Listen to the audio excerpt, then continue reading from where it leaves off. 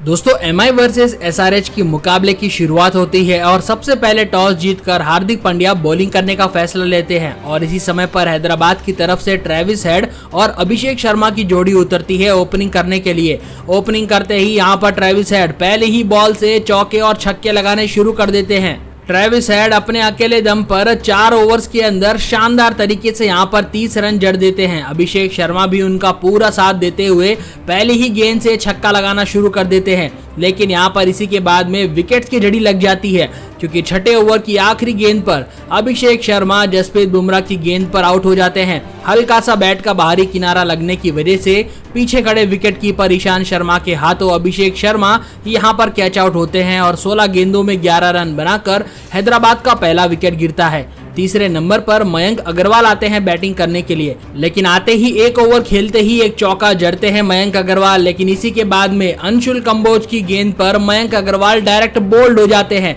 सीधा यॉर्कर यहां पर अंदर की तरफ आती है और मयंक अग्रवाल 6 गेंदों में सिर्फ 5 रन बनाकर आउट हो जाते हैं। चौथे नंबर पर बैटिंग करने के लिए नीतीश कुमार रेड्डी आते हैं और इस समय पर ट्रेविस हेड अभी भी अकेले डटे हुए थे, लेकिन नीतीश कुमार ने आते ही 2 चौके लगा दिए। लेकिन इसी के बाद में ट्रेविस हेड जब 48 रनों पर थे और ये सिर्फ 2 रन दूर थे अपनी हाफ सेंचुरी से, लेकिन तभी पीयूष चावला की गेंद पर ये बाउंड्री लगाने के चक्कर में तिलक वर्मा के हाथों कैच आउट हो जाते हैं और 30 गेंदों में 48 रन बनाकर ट्रेविस हेड ने 7 चौके और 1 छक्का लगा दिया था, जिसके बाद में ये स्कोर 90 रनों के पार पहुंचने ही वाला था। लेकिन तभी नीतीश कुमार रेड्डी का भी विकेट गिर जाता है क्योंकि आते ही नीतीश कुमार रेड्डी ने 20 रन तो बनाए थे, लेकिन हार्दिक पांड्या की गेंद पर यह भी लॉन्ग ऑन की दिशा में बाउंड्री लगाना चाहते थे और अंशुल कंबोज के हाथों अपना कैच गवा बैठे और 15 गेंदों में 20 रन बनाकर नीतीश कुमार रेड्डी का भी विकेट गिर जाता है। बाद में तो यहां पर लगातार विकेट्स गिर रही थी क्योंकि इसी के बाद में मार्को जेनसन और हेनरिक क्लासन बल्लेबाजी करते हैं,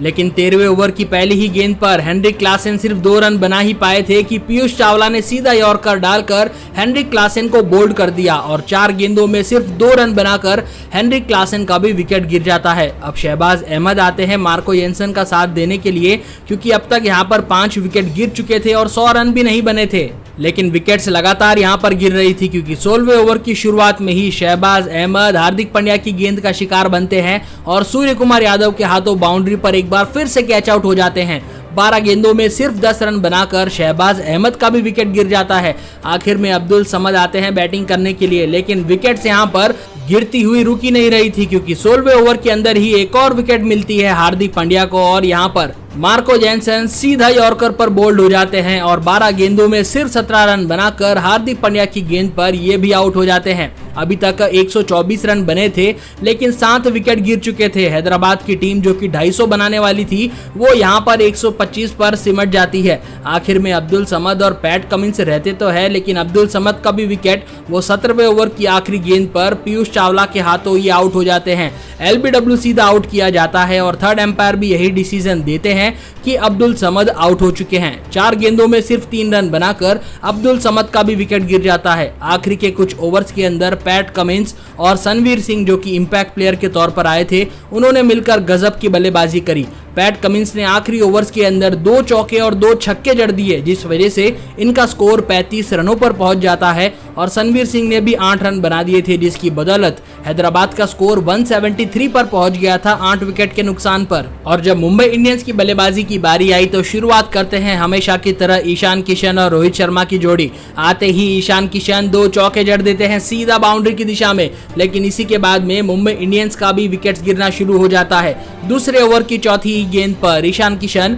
मार्को जेनसन के हाथों यहां पर कैच आउट हो जाते हैं और 7 गेंदों में सिर्फ 9 रन बनाकर ईशान किशन का भी विकेट गिर जाता है मयंक अग्रवाल के हाथों। और इसी के बाद दोस्तों क्या था, लगातार विकेट्स गिर रही थी क्योंकि तीसरे नंबर पर नमन धीर आते तो है, लेकिन चौथे ओवर की दूसरी ही गेंद पर रोहित शर्मा जिन्होंने कि सिर्फ एक चौका ही लगाया था, वो भी पैट कमिंस का शिकार बन जाते हैं और सिर्फ 5 गेंदों में 4 रन बनाकर रोहित शर्मा भी बिल्कुल बुरे मन से फिर से पवेलियन की तरफ लौट जाते हैं और इसी के अगले ओवर में नमन धीर का भी विकेट गिर जाता है। भुवनेश्वर कुमार की एक अच्छी इन स्विंग गेंद आती है और नमन धीर बिना खाता खोले 0 रनों पर आउट हो जाते हैं। 9 गेंदें नमन धीर ने खेली तो थी, लेकिन एक भी रन नहीं बना पाए और ये भी 0 रनों पर फिर से पवेलियन की तरफ लौट जाते हैं। लेकिन इसी के बाद में सूर्य कुमार यादव और तिलक वर्मा की एंट्री होती है। इन दोनों ने मिलकर मुंबई इंडियंस को इस तरीके से जितवाया कि सभी लोग हैरान रह गए। सूर्य कुमार यादव और तिलक वर्मा की जोड़ी ने लगातार यहां पर बाउंड्रीज लगा दी। सूर्य कुमार यादव अपने अकेले दम पर पूरे मैच को जिताने के लिए चल पड़े थे, क्योंकि 5वें ओवर के बाद में जब 3 विकेट गिर गए थे, उसी के बाद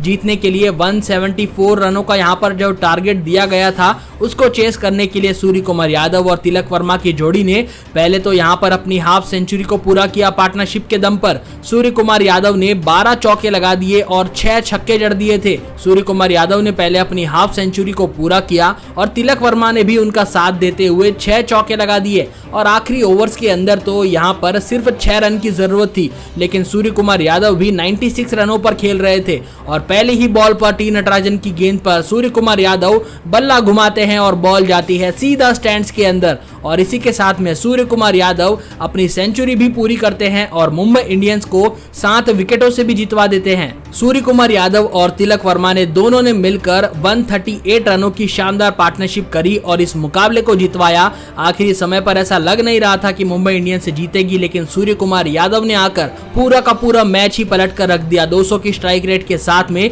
सूर्य कुमार यादव ने 51 गेंदों में 102 रन बना दिए और इस मुकाबले को जीतने के बाद में अब आईपीएल के पॉइंट्स टेबल के अंदर मुंबई इंडियंस अब लास्ट पे नहीं है, क्योंकि 10वें नंबर से खिसक कर मुंबई इंडियंस अब थोड़ी सी ऊपर 9वें नंबर पर पहुंच चुकी है। लेकिन हैदराबाद की टीम हारने के बावजूद भी अभी भी 4थे नंबर पर बनी हुई है आईपीएल के पॉइंट्स टेबल के अंदर। तो दोस्तों, ये था Mumbai Indians versus Sunrisers Hyderabad का आईपीएल का 55th मैच का फुल हाइलाइट्स। आपको कैसा लगा कमेंट सेक्शन में लिखकर जरूर